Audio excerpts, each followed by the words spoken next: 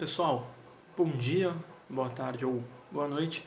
Vamos retomar o nosso curso de Direitos Humanos para tratar agora do que se convencionou chamar de Sistema Regional de Proteção de Direitos Humanos.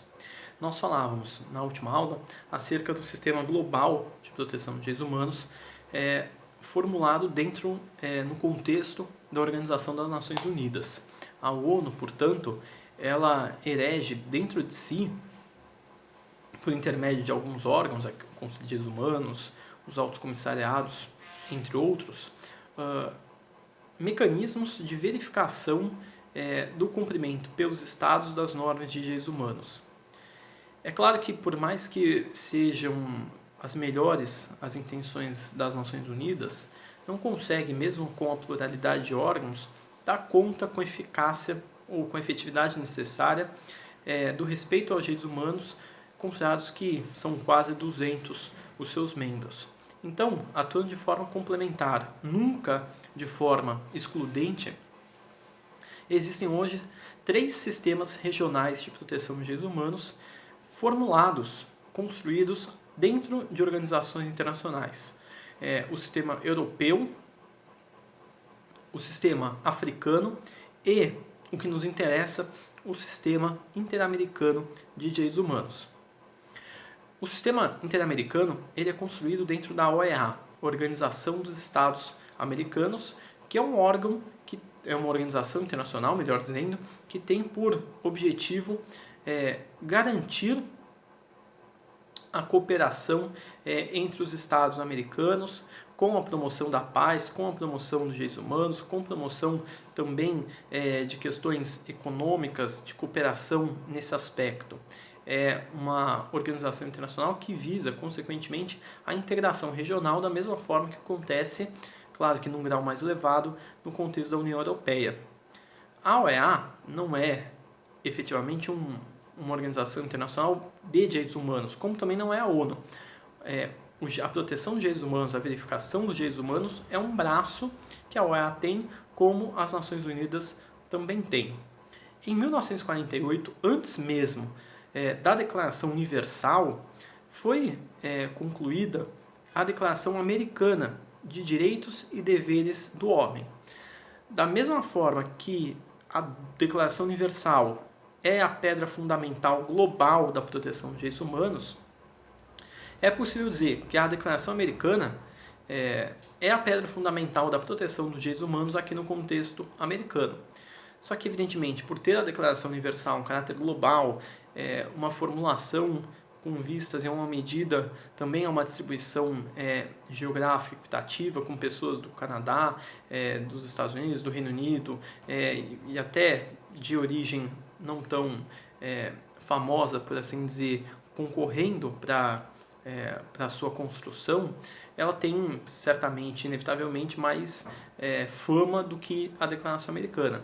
Mas destaco que a Declaração Americana é inclusive anterior à Declaração Universal e foi um primeiro passo e um passo relevante para a construção de um regime de direitos humanos aqui no contexto americano. A Declaração Americana ela é também uma resolução da OEA, tem a mesma natureza jurídica que a Declaração Universal dos Direitos Humanos, só que difere dela porque foi celebrada num contexto regional diferente da Declaração Universal, que foi celebrada num contexto global. A partir da Declaração Americana, tal como acontece com a Declaração Universal, foram celebrados 2 tratados internacionais para lhe dar efetividade. Como vocês lembram, a Declaração Universal, por ser resolução, ela não era, até então, norma juridicamente vinculante. Por isso, em 1966, concluídos os Pactos de Nova York, que visavam dar, aí sim, efetividade e ampliar a proteção conferida pela Declaração Universal. Aqui no contexto americano, a coisa andou de forma semelhante, mas com algumas, evidentemente, diferenças. A primeira delas é que, em 1969, que é concluída a Convenção Americana de Direitos Humanos, que vocês já devem ter ouvido falar com o nome de Pacto de São José da Costa Rica.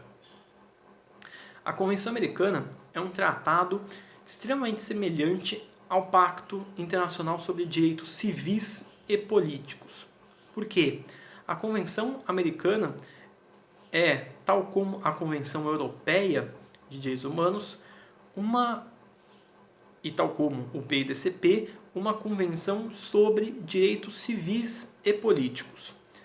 Salvo um dispositivo específico, salvo melhor juízo, o artigo 26, que fala dos direitos econômicos, sociais e culturais, os quais serão de desenvolvimento progressivo, o que é bastante razoável, porque, de fato, assim são os de segunda geração. A Convenção Americana versa sobre, em todos os artigos anteriores, sobre direito de primeira geração, direitos civis e políticos, direito à vida, integridade física, direitos políticos, garantias judiciais, e, na sua segunda parte, trata da criação de dois órgãos, a Comissão Interamericana e a Corte Interamericana de Direitos Humanos, erigindo, portanto, esse sistema interamericano de direitos humanos, o qual é o tema da aula de hoje. Mas só para a gente poder continuar e observar essa semelhança, essa simetria entre os dois sistemas, em 1984 é criado o Protocolo à Convenção Americana de Direitos Humanos, o Protocolo de São Salvador, que passa a dispor sobre direitos de segunda geração, direitos econômicos, sociais e culturais.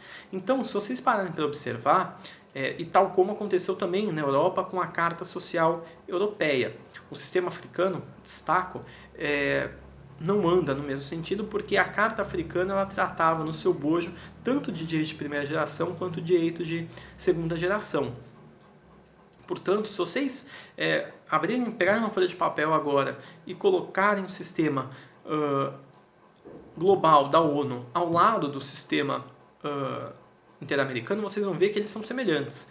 Ambos, ONU e OEA, organizações internacionais. Logo abaixo, Declaração Universal e Declaração Americana, inauguradores da proteção de direitos humanos universalmente ou globalmente e regionalmente.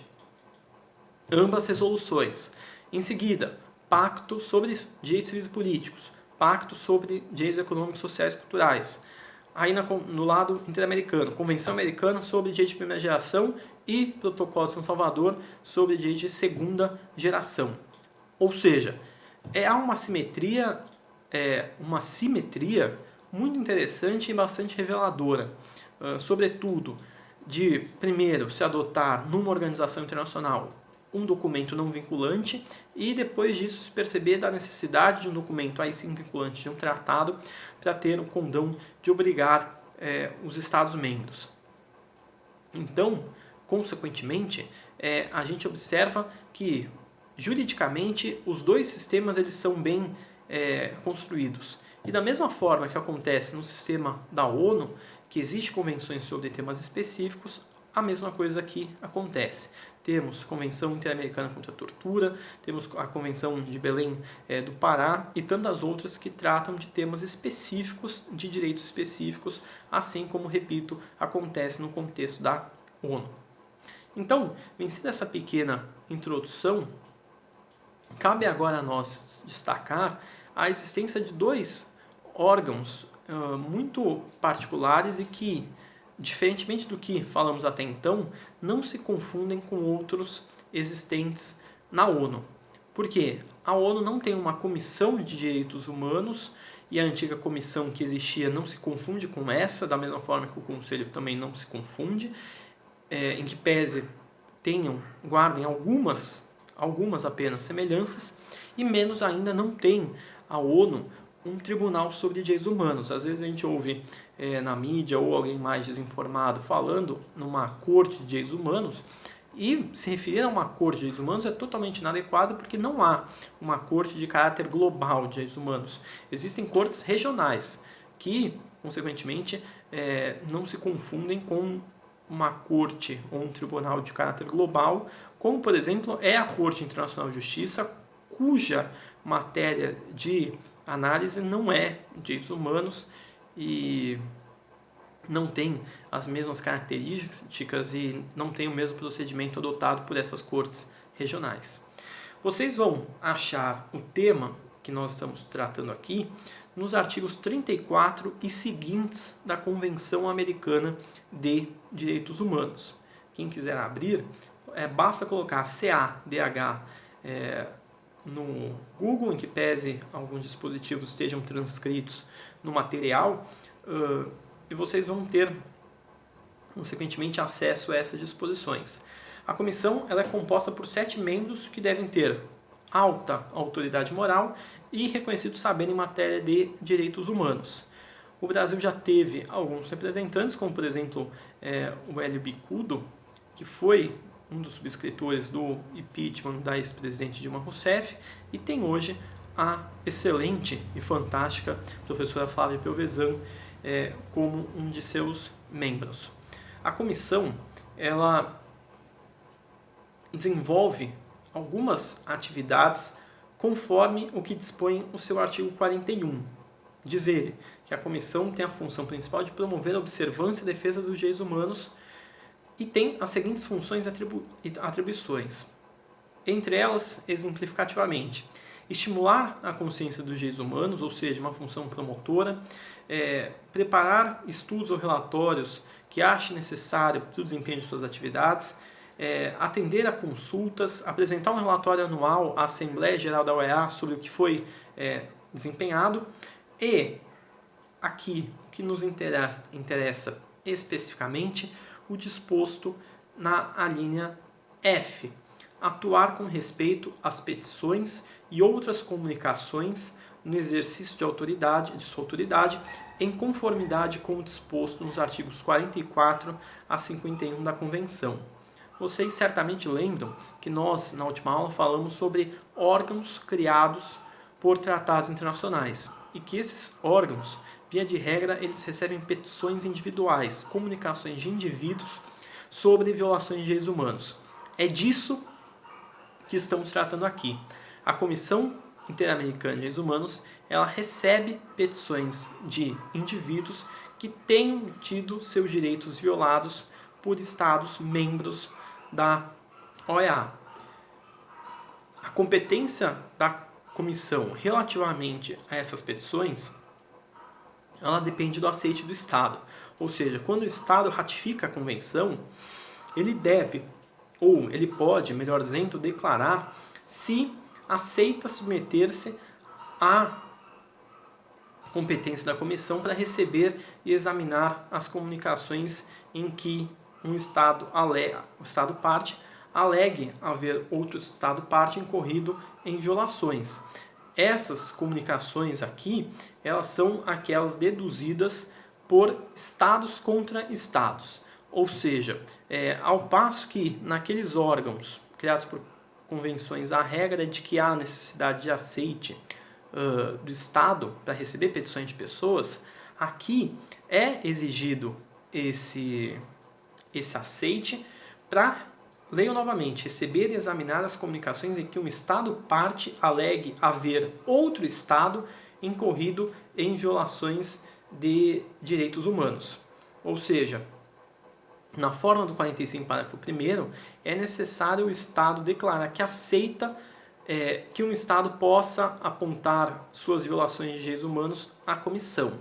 Em se tratando de pessoas ou entidades não governamentais, aplica-se o disposto no artigo 44, que qualquer pessoa, qualquer ONG de Estados membros da organização pode apresentar à comissão petições. Então, pessoas e ONGs podem apresentar petições à comissão, independentemente do Estado aceitar submeter esse procedimento, ao passo que, quando um Estado deseja imputar a outro e avisar a comissão de violações de direitos humanos, esse outro Estado, em tese violador, deve ter aceitado essas comunicações interestatais.